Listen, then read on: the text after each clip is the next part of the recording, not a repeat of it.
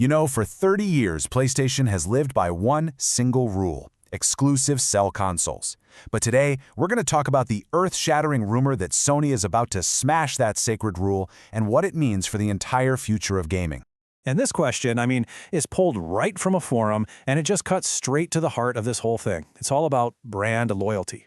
For years, gamers have poured their money and their time into the PlayStation ecosystem, and now you gotta wonder, is that investment about to be, devalued?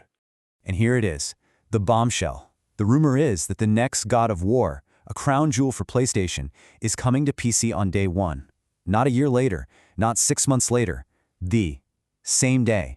And believe me, the shockwaves from this could literally reshape the entire industry. Now, to really get your head around how big a deal this is, look at this analogy. For decades, exclusive games were the reason you bought a PlayStation.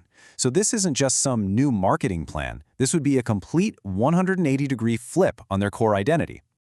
Okay, so how in the world did a rumor this huge even get out there and send the community into a total frenzy? Let's trace the timeline of this exclusive bombshell.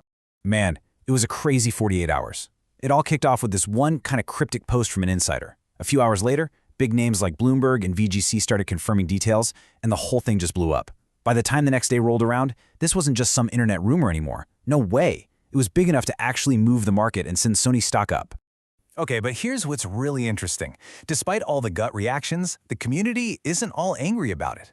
When you look at the actual numbers, a whopping 65% of gamers are actually for this, even if some are a little worried. That's a huge sign that maybe, just maybe, gamers are changing their minds faster than the big companies are. So this decision, if it really happens, didn't just pop up out of thin air. Nope, it's really the end result of a 10-year-long console war. And frankly, a lot of people are calling it a strategic surrender. Let's dig into why.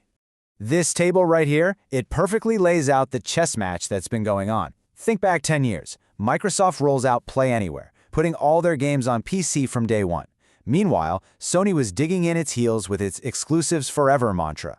Flash forward to now, and Microsoft's bet totally paid off with Game Pass, while Sony is now rumored to be walking down the exact same path they dismissed a decade ago. So what took them 10 years? Why the wait? Well, it really comes down to a mix of some powerful forces inside the company.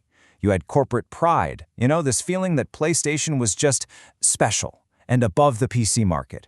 There was a real fear that putting games on PC would kill their console sales. And then you've got the corporate culture itself. For a big, successful company, changing course like this feels like admitting you were wrong, and nobody wants to do that. But at some point, reality just hits you in the face. The PS5 isn't hitting its sales goals. And we're not talking by a little bit. It's a pretty big gap. And look, these aren't just boring numbers on a spreadsheet. This is real pressure from investors. It creates this huge sense of urgency inside Sony to find new ways to make money fast. The old strategy is starting to crack. And hey, if there was any doubt left about how much money is on the table with PC, just look at this number. That's over $1 billion. That's the cash Sony has already made just by porting a few of its old games to PC. This isn't just some new market to test out.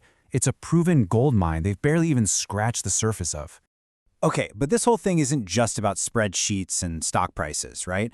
The real genius here might be how Sony's lining up its business strategy with a super bold new creative vision for its most famous franchise. So, the rumor is the new God of War is going to be a 2.5D Metroidvania. And if you're not familiar, it's an amazing genre. Just imagine playing a classic side-scroller, right? But with these absolutely beautiful modern 3D graphics. The levels are super intricate, built for you to explore and come back to again and again. So here's the million-dollar question. How do you launch a massive AAA blockbuster on a brand new platform without completely breaking the bank? Well, this could be Sony's brilliant answer. They shift to a genre that PC gamers absolutely love, one that also happens to have a more manageable budget.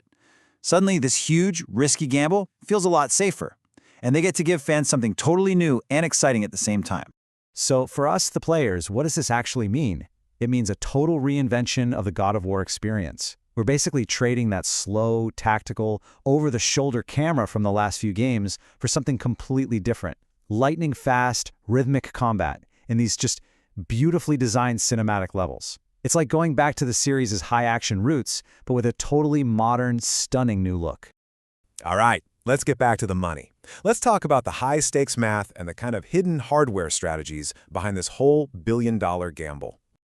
The math on this is actually pretty fascinating. Check this out. Even if they sell fewer PS5s because of this, the huge number of new players they'll get on PC more than makes up the difference. So what's the bottom line?